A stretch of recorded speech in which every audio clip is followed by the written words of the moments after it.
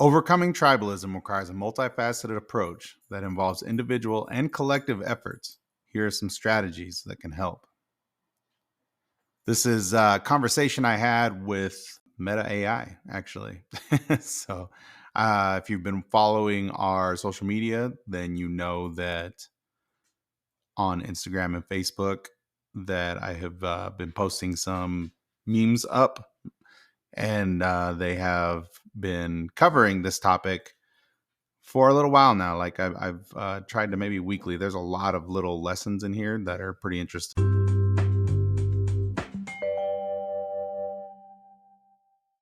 Hey, what's up, guys? This is Jimmy James from The Jimmy James Show, A to Z. That's enough about me. I'm actually just wanting to take 1 minute of your time to say no matter where you're from, no matter your background, your ideas, your gods, your religions, your deities, whatever, the reason why I like the TBD podcast network is because of Eddie, the host, his perspective on that topic. Thank you, Eddie. Thank you for being you.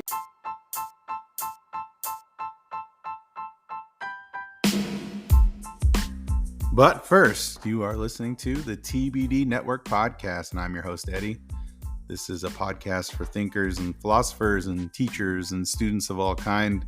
I like to consider myself a lifelong student. I actually have had this conversation with people a lot lately. I make a better student at 45 than I ever did as a teenager, as a child, as a 20-something-year-old when I thought I knew everything, and a 30-something-year-old where I thought I knew more.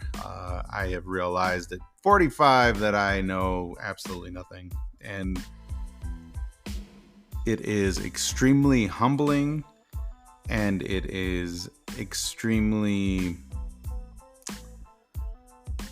I don't know, sometimes scary, I suppose.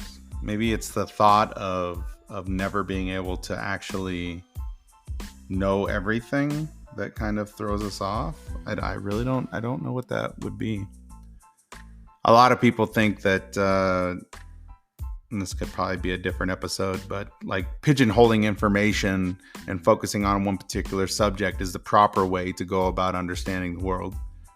And that's never worked for me. I don't think it really works for a lot of people, but some people tend to gravitate towards that. I don't entirely understand it. But again, welcome to the show. My name's Eddie, and this is the TBD Podcast Network.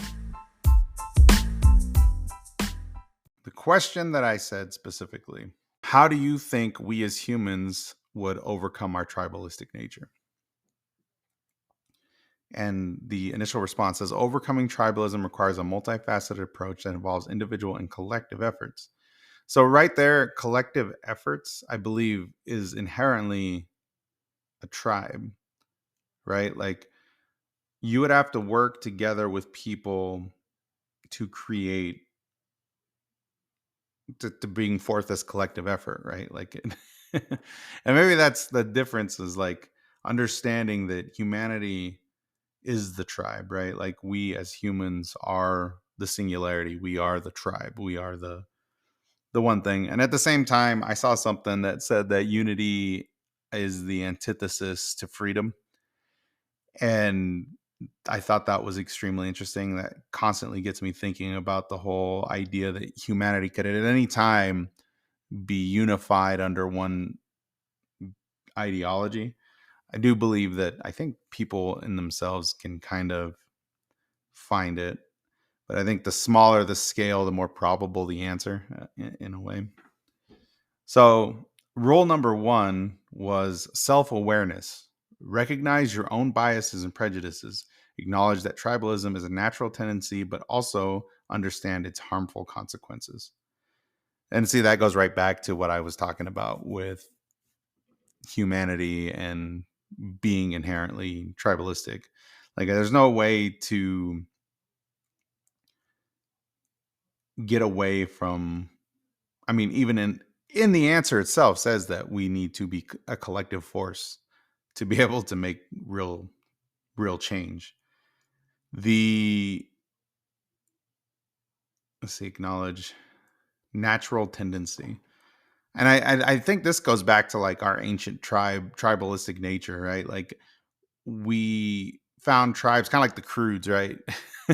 Never not be afraid. You followed a particular rule. You probably didn't accept things from the outside. You probably didn't accept people from the outside. You didn't change how you did things. And change is scary for humans. I think that's a big problem. I mean, you see it with everything. Every generation, every decade has a new thing to be scared of with humanity. It's really strange. Number two, education. Learn about different cultures, histories, and perspectives. Education can help break stereotypes and promote empathy. And that's a big one. I think for me, that's been my definitely, like I said, being a better student and getting to the point where I am today has been predominantly about learning about other cultures and especially history. History is a really big one because I think, especially in America, from what I can tell, it seems like we got a really short grasp on the historical nature of our society, of our culture, of our people. It's really strange. The stereotypes and not understanding or giving way to empathy is probably one of the biggest things that we're so concerned with people being different than us that it's easier to dehumanize them than to take them in as a person that is just another human brother or sister. Number three is exposure. Engage with people from diverse backgrounds through travel, social events, or community projects. Personal connections can humanize the other. This kind of goes what I was just talking about, right? Like the the empathy, the stereotypes, breaking those stereotypes, understanding where that stuff comes from. I've seen people try to tackle stereotypes. I mean, you see it all the time, I guess, like when you look at like the cancel culture, right? Like they're trying to get people to think a certain way or think how they do or whatever the case is. But exposure, engage with people from diverse backgrounds. I think, especially in like the town that I live in, there is not a lot of that. Like if you are, and what really cracks me up again, back to the historical nature of society, if you don't know that, where your family comes from or where your great great grandparents came from or your great great great great great grandparents came from, like when the European settlers decided to move into your town, or the Irish immigrants that defected from the east came into your town, or defected from the west and came into your town, like, we're right in the middle of the country. So if you go and look at like a lot of history in the Colorado area, I mean, it's even in Denver. I think at one point Denver, Colorado was the and don't quote me on this, I just thought I heard it somewhere, was the hub for the Ku Klux Klan. Like it was the home for the KKK. And there's a lot of deep history out in the western side of the state, which is where I'm from. Number four, empathy. Practice putting yourself in others' shoes, listen to their stories, and try to understand their experiences and emotions. Empathy is a newer word in society. I think it kind of came around, I want to say in the 60s is when it really boomed. I think it came out before that, but that's when people started trying to use it a lot. Empathy and sympathy vary in different ways. Sympathy is like understanding how someone feels. Empathy is putting yourself in that person's shoes to try to feel the way that they do. And I think it's really difficult to try to feel the way someone actually feels, but you do get there. Like you see sadness in people's eyes, if you cry when people cry, if you hurt when people hurt, like you feel that. Those are really powerful emotions that you understand, like especially if you've experienced those things, you understand how they feel, and it can affect you in very very amazing ways, sometimes negative. If you're what you call on the holistic side an empath, where you take in information, like you can feel I would say vibes, not necessarily vibrations, but vibes from people. Like some holistic people believe that you put off a certain frequency, and then those frequencies can actually be received, and you would be able to, so matching energy, right? Like if you hear that people like to match energy, they come in, they someone's I what's really funny is I've seen this in work, and I believe maybe women are more empathetic than men most of the time, but that's not necessarily positive in its effort. Like my wife used to go places and she'd see other people and automatically just assume that they hated them, and at the same time that person would still thinking the exact same thing, because we'd end up having a conversation with them later on, and I remember thinking that was what they were thinking, the exact same thing that she was thinking, like that bitch hates me, like that's where they were sitting. And it's not necessarily, I mean, I don't think it was true. I could be wrong. I mean, but after they started talking, they seemed to enjoy each other's company. So can't say that's what it is. But number 4 was empathy. Number 5, common goals. Focus on shared objectives and interests that transcend tribal affiliations. Collaborate on projects that benefit each other. Uh, benefit everyone. Collaborate on projects that benefit everyone. This is I think this is like where the tribalism starts to kind of come in, right? Common goals. So everybody can't agree with a particular action or a function, but living under the general rule of democracy and the idea of the benefit of humanity, I think there are certain things that we could probably focus on, like for example, getting corruption out of DC, focusing on becoming more self-sustained in our own communities, in our own towns, focus on moving forward with more advanced technology, with advanced medicines, curing cancer, curing genetic disorders, like those kind of things. Again, it goes back to change in humanity. We don't focus on that too much, but and then, I mean, you saw the fear of the COVID vaccine from a lot of people, and rightfully so. Unfortunately, when the conflict of interest is trying to profitize health, and when you profitize health, it's not for the benefit of humanity. I think it was Tesla that said that. He said, anything that is not, any science that does not have the benefit of humanity at its source is not science, or is lame, I think is what he said. But in any regards, the problem with most of the new science is that it's very profit driven, and they're looking to make money. And in that is where the conflict of interest kind of comes in. Number 5 was common goals. Number 6, leadership. Encourage leaders to promote unity and inclusivity. Hold them accountable for divisive rhetoric or actions. Oh my gosh, that would be amazing. Could you imagine that? Hold them accountable for divisive rhetoric or actions. I mean, Trump would have never gotten office. Like I really don't think that would have happened. And the thing is like, you have a lot of people that are looking to hold this particular middle ground instead of coming up with a defining line, right? Like, and it's usually not the stuff that the populist person wants. It's not the things that the general population want, right? It's not popular with the people. It's usually stuff like trying to kick the ball down the court in the US for like,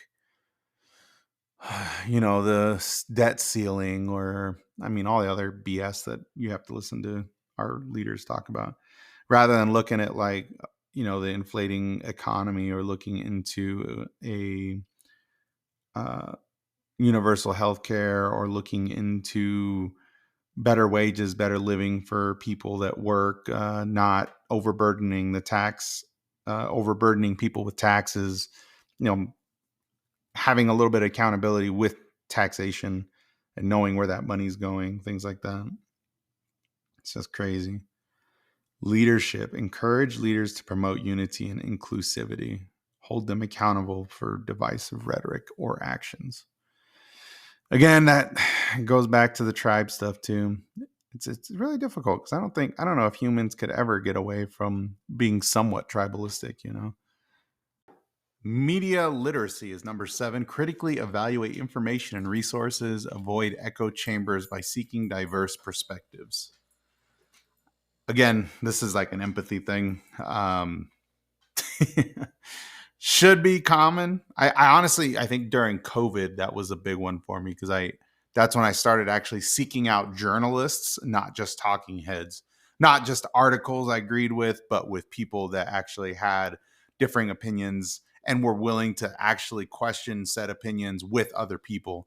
Joe Rogan had several guests on that were contradicting back and forth, even though I think he's kind of become more of a contrarian more than anything lately. But I like to see when there's a battle of information that goes back and forth and people are actually talking about fine points and bringing up conflicts of interest. Conflicts of interest to me are extremely important because if you know that there's a conflict of interest, it shows you that there's a reason for the intentions of that said ideology or ideologue or whatever that portion is. There's a reason that they're coming at it from that particular angle. So I think that's extremely important. If you don't know or have a favorite journalist, I would suggest maybe finding 4 or 5 that you can truly trust and then use those guys. Number 8, policy changes. Advocate for policies promoting equal opportunity, social justice, and representation. I think this one plays into history and having historical relevance, like knowing your history, knowing what has come before and how to avoid getting to that stuff. This also kind of feeds back into a tribe, right? You have to be able to find people that will agree with those particular. And even though I do think there are some things that are generally going to be better for everybody, it's probably not, there's no way everybody will ever agree on that one particular thing. Like it just, I don't feel like you'll ever have 100% behind it, but I do think that you can get a majority of people to work together towards a common goal and have a common end. Encourage dialogue, number 9. Encouraging dialogue. Create safe spaces for open discussion and debates. Foster respectful communication and active listening. Man, the powers that be have made this more and more difficult. If you're paying attention, you'll see that it's getting more and more complicated to have a dissenting opinion on anything. They've been targeting people specifically since the Obama times when I really first started noticing it. Anytime there's a whistleblower or something, you can kind of point in the direction of who's saying who can say what and what they're trying to say. I think that's super important. Number 10, celebrate diversity, embrace and celebrate cultural differences, promote inclusivity and representation in all aspects of society. That's, I guess, growing up, I've always kind of had that. I am the first generation son of a Mexican immigrant. My dad, it was, I don't know how many generations of Italian, Spanish descent. And then I had 2 aunts that were black. I had a grandma that was white, a grandma, and I don't remember my grandpa on that side. Really don't. But they were like my dad's best friend and my mom's best friends were black. And I used to get babysat by my dad's best friend, Grandma Rosie. And, but yeah, everywhere, man. Like, I think that used to be called the atomic family when it was just everybody's being raised by everybody's grandma and your other grandma and your friend's friend, and back when I guess people trusted each other a little bit more. But yeah, I've always been involved in other cultures my entire life and always been open to other cultures in almost every event of my life. I think you should be. You don't necessarily have to celebrate, but at least kind of understand, right? Like, know that there's other cultures out there that don't have to represent your culture at all times. Know that people act a certain way. I don't know. It has to do with worldview and perspective, I suppose. Number 11, teach empathy and conflict resolution. Incorporate these skills into education, community programs, and workplace training. Empathy would require emotional intelligence, and I don't know necessarily how you would teach emotional intelligence outside of people that are able to be that kind of a person. I feel like a lot of people are very emotional, reactive, especially we act like children. We act like children until we get older and we continue to act like children. And we don't have a very good grasp of our emotional reactions or what triggers us or what our past traumas, how they cause us to react to particular thoughts and perspectives and stuff like that. So it's like, if you can't understand how to even go back and forth and have a conversation, then that goes back to open dialogue and all that stuff too. Number 12 is encourage personal relationships, foster friendships, mentorships, and intergenerational connections across tribal lines. Again, that's relative to 11, increase your circle, increase people that you're willing to listen to, increase your perspective, try to understand other people. Shoot, anymore with the way that social media is, you could almost just pick up another podcast, pick up somebody that you don't agree with but you're willing to listen to, get some stories from across the world and different parts of across the pond, get how people act about certain things, react to certain things. I mean, just kind of have a little patience and compassion in your heart, and I think that you'll be able to get pretty far. 13, address historical grievances. Encourage open discussions and reconciliation efforts to address historical injustices and traumas. And that just goes right back to history. Understanding your history, our history, their history, understanding all the things that the powers that be probably did to other people to maintain a hierarchy to everything that exists, and kind of where we are today. I think this is an important one as far as encouraging open discussions and reconciliation efforts. So this is, I guess, in a way, this could be a tricky one because reparations is an interesting conversation. And I used to disagree with it, but I found a couple of places where it would make sense, that I think it would make sense. I'd be curious if you disagree with any of these. Definitely feel free to leave this information on the in the questions. Tell me if you disagree. What rule do you disagree with? Find out which one it is, and if you want to come on and talk about it, heck yeah, I'll have you on. It'd be fun. I love open debates. They're fantastic. Number 14, foster shared identity. Foster a shared identity. Emphasize the shared humanity and common values that transcend tribal affiliations. This comes back to that human intersectionality, being able to connect with people where we connect. How can we help each other in these places that we connect?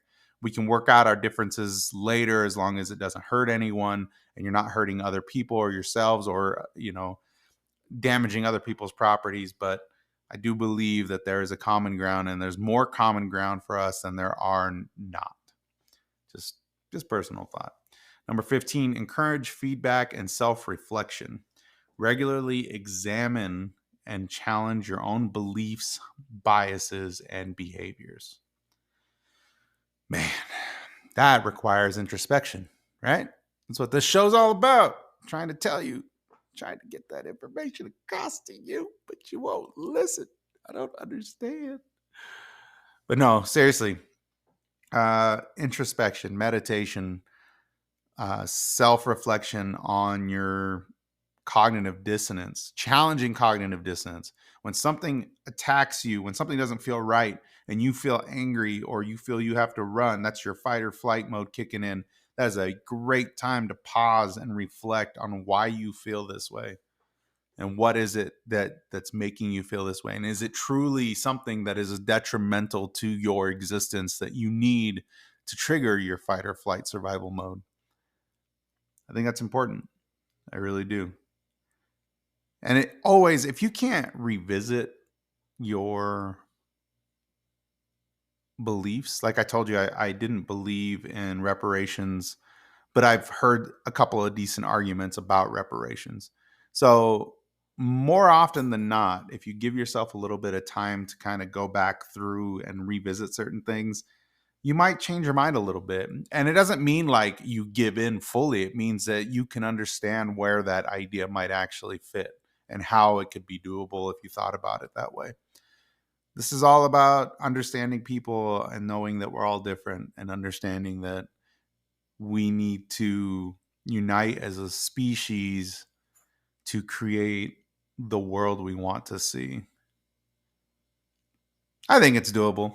I think tribalism is kind of a built in thing that we need to kind of challenge. I think it's very instinctual to want to keep out the other or try to define our individuality in such a way that we have to have different people, different social networks, different.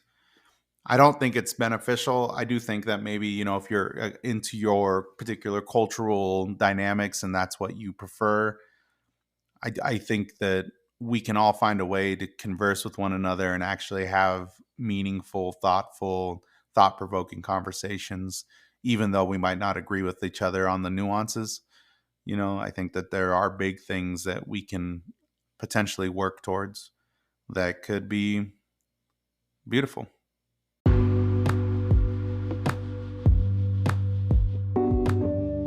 Well, this has been fun. I am your host, Eddie, with the TBD Network, and this was a conversation with Meta AI on how to break tribalism and separate the human from humanity and potentially maybe move us forward in another wondrous event of evolution and involvement in community. It doesn't even necessarily have to be evolution. I think that's a whole nother conversation too. But I do believe, and I have hope for our species. I think that everything will probably always get worse before it gets better, but it's going to be thoughts that revolve around this kind of thinking and thoughts that revolve around us being empathetic towards one another and passionate towards one another and compassionate towards one another. Basically learning how to talk again. We're learning how to even love people again, learning how to be a community again. It's one thing I think some churches have in spades is that, at least when you go to the church, everybody treats you like family there. And I think that that's one thing that society as a whole seems to lack is the overwhelming connection of community. At any rate, thank you for listening. Hope you're having a great week. Hope you have a great weekend. Hope you're taking care of yourself. If you got somebody you haven't talked to in a while, somebody that you feel needs to know that you've been thinking about them, make sure you get over there and give them a holler. Say, hey, I've been thinking about you. Love you guys. Thanks for listening, and talk to you later. Peace.